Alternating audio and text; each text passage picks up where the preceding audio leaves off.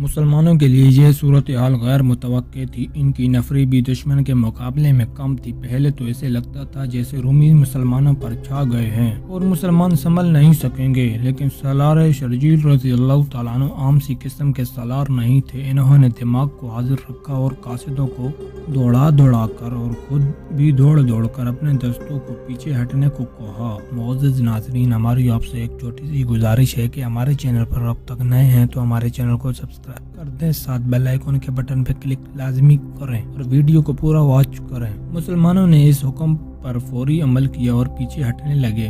اس کے ساتھ ہی شرجیل رضی اللہ تعالیٰ عنہ نے بہت سے مجاہدین کو قلعے کے دروازوں کے قریب بھیج دیا۔ ان میں زیادہ تر تیر انداز تھے۔ ان کے لیے یہ حکم تھا کہ رومی واپس دروازوں کی طرف آئیں تو ان پر اتنی تیزی سے تیر پھینکے جائیں کہ وہ دروازوں سے دور رہیں۔ شرجیل رضی اللہ تعالیٰ عنہ اور ان کے کمانداروں نے اپنے دستوں کو محاصرے کی ترتیب سے میدان کی لڑائی کی ترتیب میں کر لیا۔ وہ اتنے پیچھے ہٹ آئے تھے کہ رومی قلعے سے دور آ گئے۔ اب شرجیل رضی اللہ تعالیٰ عنہ نے اپنے انداز سے جوابی حملہ کیا۔ رومی اپنے حملے میں اتنے مگن تھے کہ وہ بکھرے رہے۔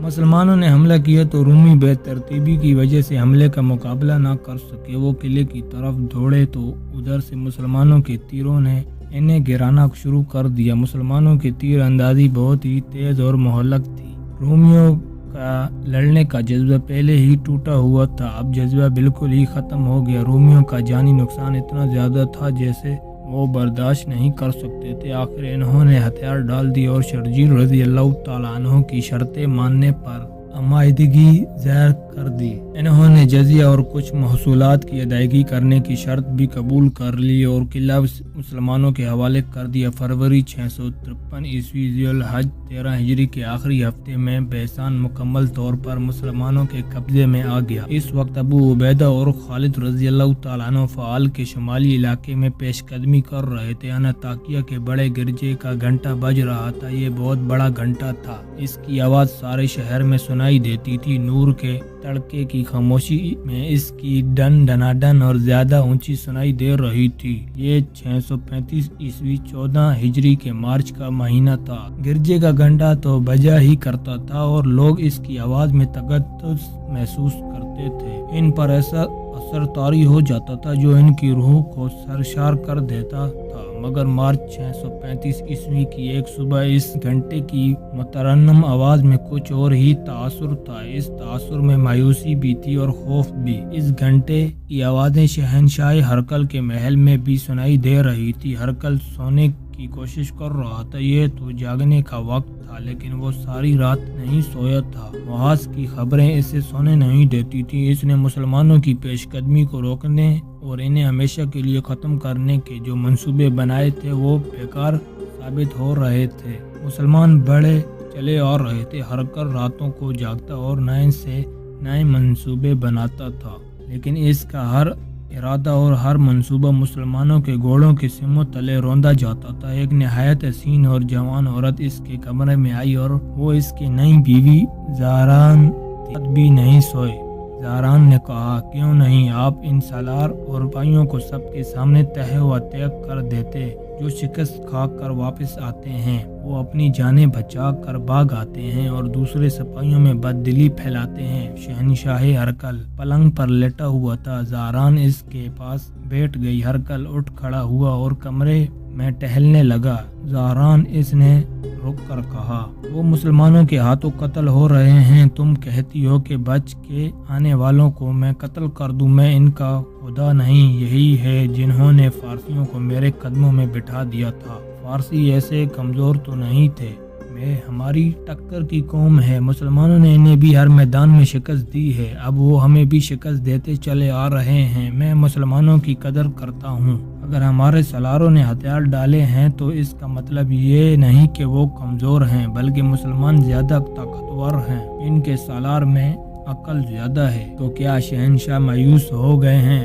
زہران نے پوچھا۔ نہیں، ہرقل نے کہا، یہ مایوسی نہیں، ایک جنگجو کی تعریف کر رہا ہے۔ مسلمان اوچھے دشمن نہیں، اگر وہ مجھ سے ہتھیار ڈلوا لیں گے تو تم میرے پاس ہی رہو گی، وہ تمہیں مجھ سے نہیں چھینیں گے۔ زہران اس کا دل بہلانے آئی تھی۔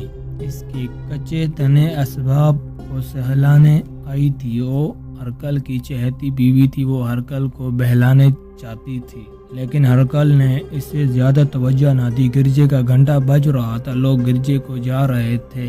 زاران نے کہا، سب آپ کی فتح کے لیے دعائیں کریں گے۔ ہرکل نے زاران کو کنکھیوں دیکھا جیسے اس عورت نے اس پر طنز کیا ہو۔ ہرکل نے زاران کی بات کو تھوڑا سا مذاق سمجھ کر نظر انداز کر دیا۔ صرف دعائیں شکست کو فتح میں نہیں بدل سکتی زاران، ہرکل نے کہا۔ جاؤ، مجھے کچھ سوچنے دو، ابھی مجھے تمہاری ضرورت نہیں۔ شہنشاہ ہرکل کو اطلاع مل چکی تھی کہ اس کے سالار سکلار نے مسلمانوں کا راستہ روکنے اور انہیں پھنسانے کے لیے جو دلدل پھیلائی تھی، اس دلدل میں اس کے اپنے سپاہیوں کی لاشیں پڑی ہیں اور فعال کے مقام پر سالار سکلار مسلمانوں کے ہاتھوں مارا گیا ہے اور بیسان پر بھی مسلمانوں کا قبضہ ہو گیا ہے۔ ہرکل کا یہ منصوبہ تباہ ہو چکا تھا کہ دمشق پر حملہ نہیں کرے گا، نہ اس کا محاصرہ کرے گا، بلکہ اپنی فوج کو دمشق سے دور رکھ کر دمشق کو جانے والے راستے بند کر دے گا، پھر مسلمانوں کو بکھیر کر لڑائے گا۔ مگر مسلمانوں نے اس کے منصوبے کی پہلی کڑی کو ہی فعال کے مقام پر توڑ دیا تھا۔ روم کا شہنشاہ ہرکل ہمت ہارنے والا آدمی نہیں تھا، اس کی زندگی جنگوں و جدل میں گزری تھی۔ خدا نے اسے ایسی عقل دی تھی جس سے اس نے بڑے خطرناک حالات کا رخ اپنے حق میں موڑ لیا تھا۔ اسے روم کی شہنشاہی 610 عیسوی میں ملی تھی۔ اس وقت روم کی سلطنت میں شمالی افریقہ کا کچھ حصہ یونان اور کچھ حصہ ترکی کا شامل تھا۔ روم کی شہنشاہی تو اس سے کہیں زیادہ وسیع و عریض تھی، لیکن ہرکل کو جب اس کا تخت و تاج ملا، اس وقت یہ شہنشاہی سکڑ چکی تھی اور زوال پذیر تھی۔ ہرکل نے اپنے دور حکومت کے 20 سال دشمنوں کے خلاف لڑتے اور محالاتی سازشوں کو دباتے گزار دیے تھے۔ اس کی شہنشاہی کے دشمن معمولی کوتاہیاں نہیں تھی۔ ایک طرف فارس کی شہنشاہی تھی، دوسری طرف بربر تھے جو بڑے ظالم اور جنگجو تھے۔ ان کے علاوہ ترک تھے جن کی جنگی طاقت اور مہارت مسلمہ تھی۔ ہرکل کی غیر معمولی انتظامی فہم و فراست اور عسکری قیادت کی مہارت تھی۔ اس نے تینوں دشمنوں کو شکست دے کر روم کی شہنشاہی کو شام اور فلسطین تک پھیلایا اور مستحکم کیا تھا۔ اتنے طاقتور دشمن کے خلاف متواتر معرکہ آرا رہنے سے ہرکل کی فوج تجربے کار اور منظم ہو گئی تھی۔ منظم بھی ایسی کہ پسپا ہوتے وقت بھی تنظیم کو برقرار رکھتی تھی۔ ہرکل کی فوج میں صرف رومی ہی نہیں تھے، کئی اور اقوام کے لوگ اس میں شامل تھے۔ شام اور فلسطین کے عیسائی بھی تھے۔ ان عیسائیوں پر اسے کھلی طور پر بھروسہ نہیں تھا۔ ان کے متعلق ہرکل کی رائے یہ تھی کہ یہ لوگ مال غنیمت کے لیے لڑتے ہیں اور جہاں دشمن کا دباؤ زیادہ ہو جاتا ہے یہ بھاگ اٹھتے ہیں۔ مسلمانوں کو وہ عرب کے بدو کہا کرتے تھے۔ اس نے مسلمانوں کو لٹیرے بھی کہا تھا، لیکن اس نے جلد ہی تسلیم کر لیا تھا کہ اب اس کا مقابلہ ایک ایسے دشمن کے ساتھ ہے جو اس سے زیادہ عسکری فہم و فراست کا مالک ہے اور اس کے سامنے ایک مقصد ہے۔ ہرکل مسلمانوں کے مقصد کو قبول نہیں کر سکتا تھا، یہ مذہب کا معاملہ تھا، لیکن وہ جان گیا تھا کہ مسلمان زمین کی خاطر اور اپنی شہنشاہی کے قیام اور وسعت کی خاطر گھروں سے نہیں نکلے، بلکہ وہ ایک عقیدے پر اپنی جانیں قربان کر رہے تھے۔ میں اپنی فوج میں وہ جذبہ پیدا نہیں کر سکتا جو مسلمانوں میں ہے۔ ایسی روز اس نے اپنے ان سالاروں کو جو انطاکیہ میں موجود تھے بلا کر کہا، اپنے سپاہیوں سے کہو کہ اپنے اپنے عقیدے کی خاطر لڑیں۔ انہیں بتاؤ کہ جن جگہوں پر مسلمانوں کا قبضہ ہو گیا ہے وہاں کے لوگ اپنا مذہب ترک کر کے اسلام قبول کرتے جا رہے ہیں۔ انہیں کہو کہ کچھ اور نہیں تو اپنے ذاتی وقار کی خاطر لڑو، اپنی جوان بہنوں اور بیٹیوں کو مسلمانوں سے بچانے کے لیے لڑو۔ اس نے اپنے سالاروں کو معاذ کے تازہ ترین صورتحال سے آگاہ کیا۔ تو کیا اب تم محسوس نہیں کرتے کہ ہمیں اپنا منصوبہ بدلنا پڑے گا؟ اس نے اپنے سالاروں سے پوچھا۔ ہمیں مسلمانوں پر زیادہ سے زیادہ طاقت سے حملہ کرنا چاہیے، ایک سالار نے کہا۔ وہ تو میں کرنا ہی چاہتا ہوں، ہرکل نے کہا۔ میں اتنی زیادہ اور ہر لحاظ سے اتنی طاقتور فوج تیار کر رہا ہوں جسے دیکھ کر پہاڑ بھی کانپیں گے۔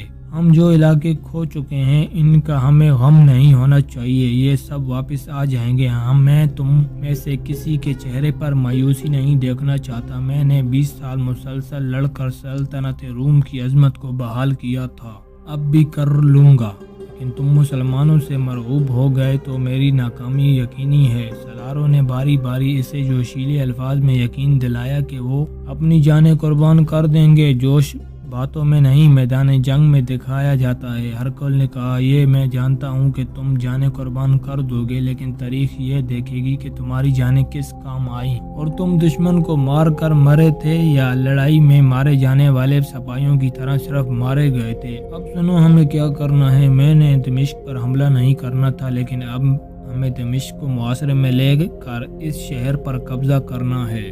وہاں سے جو اطلاعیں آئی ہیں ان سے پتہ چلا ہے کہ دمشق کا دفاع کمزور ہے، وہاں مسلمانوں کی نفری بہت تھوڑی ہے۔ یہ ہمارا فوجی مرکز تھا جسے مسلمانوں نے اپنے مرکز بنا لیا ہے، یہ ہمیں واپس لینا چاہیے۔ اس نے ایک سالار شانس سے کہا کہ وہ حمص سے اپنے دستے لے کر دمشق پہنچے، اور تھیوڈورس اس نے اپنے ایک اور سالار سے کہا، تم اپنے ساتھ زیادہ نفری لے کر دمشق کو روانہ ہو جاؤ، کوچ بہت تیز ہو تاکہ مسلمانوں کا کوئی امدادی دستہ تم سے پہلے دمشق نہ پہنچ جائے۔ شانس تمہاری مدد کے لیے تمہارے قریب رہے گا۔ دمشق پر قبضہ کر کے ہمیں اسے اڈا بنا لیں گے۔ اب دنیا کو بھول جاؤ، اپنی بیویوں اور اپنی داشتاؤں کو بھول جاؤ۔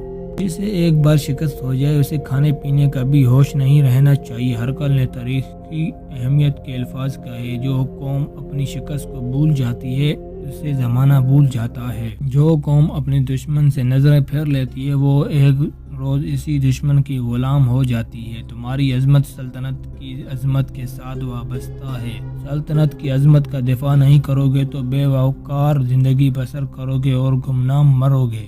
مورخ لکھتے ہیں کہ ہرقل کے بولنے کا انداز میں رعب، عزم اور ٹھہراؤ تھا۔ اس کا انداز تحکیمانہ نہیں تھا، لیکن اس کے الفاظ اس کے سالاروں پر وہی تاثر پیدا کر رہے تھے جو وہ پیدا کرنا چاہتا تھا۔ سالار تھیوڈورس اور سالار شانس اسی وقت نئے احکام اور ہدایات کے ساتھ روانہ ہو گئے۔ اس وقت ابو عبیدہ اور خالد فعال کے شمال کی طرف جا رہے تھے۔ مسلمانوں کی فوج اب پہلے والی فوج نہیں رہی تھی۔ خالد جب سالار اعلیٰ تھے تو انہوں نے اس سے منظم کر دیا تھا۔ مجاہدین تو پہلے بھی منظم ہی تھے، ان کا خدا ایک، رسول ایک، قرآن ایک، نظریہ اور عقیدہ ایک تھا اور سالار سے سپاہی تک جنگ کے مقصد سے آگاہ تھے۔ پھر بھی اسے فارس اور روم کی فوجوں کی طرح منظم کرنا ضروری تھا۔ وہ خالد نے کر دیا تھا۔ جاسوسی اور دیکھ بھال کو بھی باقاعدہ اور مؤثر بنا دیا گیا تھا۔ اس کے علاوہ خالد نے ایک سوار دستہ تیار کیا تھا جو متحرک رہتا اور انتہائی رفتار سے وہاں پہنچ جاتا جہاں مدد کی ضرورت ہوتی تھی، مگر ان کی تعداد تھوڑی تھی۔ وہ روز بروز تھوڑی ہوتی جا رہی تھی اور وہ اپنے وطن سے دور ہی دور ہٹتے جا رہے تھے۔ وہ اسلام کا تاریخ ساز دور تھا۔ اللہ نے انہیں یہ فرض سونپا تھا کہ وہ روایات تخلیق کریں اور اس راستے کا تعین کریں جو آنے والے ہر دور میں مسلمانوں کی روایات اور فتح اسلام کا راستہ بن جائے۔ شمع رسالت مسلمانوں کے لہو سے ہی فروزاں رہ سکتی تھی اور مسلمانوں کے ہر دور ہر میدان میں قلیل تعداد میں رہنا تھا۔ وہ جو 635 عیسوی کے اوائل کے میں شام اور فلسطین میں آگے ہی آگے بڑھے جا رہے تھے، انہوں نے اپنا آپ اور اپنے سب کچھ اسلام کی قربانگاہ میں رکھ دیا تھا۔ وہ ایک مقدس لگن سے سرشار تھے۔ تلواروں کی چنگار اور تیروں کے سناٹے اور زخمیوں کی کرانک آوازیں ان کے لیے وجد آفرین موسیقی بن گئی تھی۔ ان کے رگوں اور سجود بھی تلواروں کی چھاؤں میں ہوتے تھے۔ وہ اب گوشت پوست کے جسم نہیں، دین و ایمان اور جذب احسار کے پیکر بن گئے تھے جو روح کی قوتوں سے حرکت کرتے تھے، اور یہ حرکت بہت ہی تیز تھی۔ ابو عبیدہ اور خالد اپنے دستوں کے ساتھ حمص کی جانب جا رہے تھے۔ وہ فعال سے چلے تھے جہاں سے حمص تقریباً 80 میل دور تھا۔ ان کے راستے میں دمشق پڑتا تھا جو کم و بیش 30 میل دور تھا، لیکن ان سالاروں نے دمشق سے کچھ دور سے گزر جانا تھا۔ دمشق اور فعال کے درمیان ایک سرسبز علاقہ تھا جو بہت خوبصورت اور روح پروار تھا۔ اس سبزہ زار کا نام مرج الروم تھا۔ مسلمان دستوں کو کچھ دیر کے لیے وہاں رکنا تھا۔ وہ اس سے تھوڑی ہی دور رہ گئے تھے کہ ایک گھوڑ سوار جو فوجی معلوم نہیں ہوتا تھا راستے میں کھڑا ملا۔ वो कोई शिकारी मालूम होता था। जब दोनों सलार इसके सामने से गुजरे तो इसने अपना घोड़ा इनके पहलू में कर लिया और इनके साथ साथ चलने लगा। क्या खबर है? अबू उबैदा रज़ियल्लाहु ताला अन्हु ने इससे पूछा। रूमी हमारे मुंतजिर हैं, घुड़सवार ने जवाब दिया। तादाद हमसे ज्यादा है, हमस की तरफ दुश्मन का एक लश्कर आ रहा है। ये घुड़सवार कोई शिकारी या अजनबी नहीं था, ये एक मुसलमान जासूस था जो शिकारियों के पहरूब में बहुत आगे निकल गया था। वो अकेला नहीं था, इसके चंद और साथी भी आगे गए हुए थे। जासूसी इतना आसान काम नहीं था कि दुश्मन की नकल व हरकत देखी और वापस आकर अपने सलारों को इतला दे दी। दुश्मन के जासूस भी आगे आए हुए होते थे। वो जासूसी के अलावा ये भी देखते थे कि दूसरी तरफ का कोई जासूस इनके इलाके में न आया हुआ हो। पता चल जाने की सूरत में वो जासूस पकड़ा या मारा जाता था। इस जासूस ने सब्ज़ाजार में जिस रूमी फौज की मौजूदगी की इतला दी थी, मौरखों के मुताबिक वो रूमी सलार थेओडोस के दस्ते थे और वो रूमी फौज आ रही थी। इसका सलार शनस था अबू सलीमान। अबू उबैदा रज़ियल्लाहु ताला अन्हु ने खालिद से पूछा, क्या तू ये नहीं सोच रहा कि हम इन रूमियों को नज़रअंदाज करके आगे निकल जाएं? हमारी मंजिल हमस है। नहीं, खालिद ने जवाब दिया। इन दो फौजों के इधर आने का मकसद और क्या हो सकता है कि ये दमिश्क के रास्तों की नाकाबंदी कर रहे हैं। मुझे दमिश्क खतरे में नजर आ रहा है। अगर रूमी दो हिस्सों में आ रहे हैं तो क्यों ना हम भी दो हिस्सों में हो जाएं? अबू उबैदा ने पूछा। दो हिस्सों में ही होना पड़ेगा। खालिद ने कहा, अल्लाह हमारे साथ है, हमारी रहनुमाई अल्लाह करेगा, अल्लाह तुझे सलामत रखे। अबू उबैदा ने कहा, क्या ये मुनासिब नहीं होगा कि मुजाहिदीन को बता दें? खालिद काबों में खड़े हो गए और अपनी फौज को रुकने का इशारा किया। मुजाहिदीन इस्लाम। अबू उबैदा ने बड़ी ही बुलंद आवाज में अपने फौज से कहा, दुश्मन ने हमारा रास्ता रोक लिया है। क्या तुमने कुफार के पहाड़ों के सीने चाक नहीं किए? क्या शिर्क और की चट्टानों को तुमने पहले रौंदा नहीं? ये रूमी लश्कर जो हमारे रास्ते में खड़ा है तादाद में ज्यादा है, लेकिन इसमें ईमान की ताकत नहीं जो तुम में है। अल्लाह तुम्हारे साथ है, बातिल के इन पुजारियों के साथ नहीं। अल्लाह की खुशनुदी को अपने दिल में रखो और अपने आप को एक और मार्के के लिए तैयार करो। हम तैयार हैं। मुजाहिदीन के नारे गरजने लगे। हम तैयार हैं। लब्बैक अबू उबैदा, लब्बैक अबू सुलेमान। ऐसा जोश व खरोश जिसमें घोड़े भी खुर मारने लगे हों और ऐसे गरजदार नारे जिसे मुजाहिदीन का ये लश्कर तरोताज़ा हो और पहली बार कूच कर रहा हो। ये ईमान की ताजगी और रूह का जोश था। बाज़ मौरखों ने मरज और रूम की लड़ाई को ज़्यादा अहमियत नहीं दी। इसकी जंगी तफसीलात दो यूरोपी मौरखों ने लिखी है जिनमें हेनरी स्मिथ काबिल जिक्र है। इसने इसे जंगी मुबस्सिर की निगाहों से देखा और लिखा है। इन तहरीरों के मुताबिक अबू उबैदा और खालिद ने अपने दस्तों को अलग करके इस तरह तकसीम कर लिया कि दोनों सलार एक दूसरे की मदद को भी पहुंच सकें। दोनों हिस्सों का हर वाल मुश्तरक था और हर वाल से आगे देखभाल का भी इंतजाम था। दोनों सलार इस जमीन पर अजनबी थे। दाएं और बाएं से भी हमला हो सकता था। दो मुसलमान जासूसों की जो बहुत आगे चले गए थे, एक शितर सवार मिला और रुक गया। मेरे दोस्तों, इसने मुसलमान जासूसों से कहा, तुम इधर से आ रहे हो और मैं उधर से जा रहा हूँ। सुना है उधर से मुसलमान लश्कर आ रहा है। अगर तुमने इस लश्कर को देखा हो तो बता दो, मैं रास्ता बदल दूंगा। कहीं ऐसा ना हो कि वो मेरा ऊँट मुझसे छीन लें। और तू ये बता कि आगे कहीं रूमी लश्कर मौजूद है? मुसलमान जासूस ने पूछा और कहने लगा, हमें भी वही डर है जो तुझे है। रूमी हमसे घोड़े छीन लेंगे।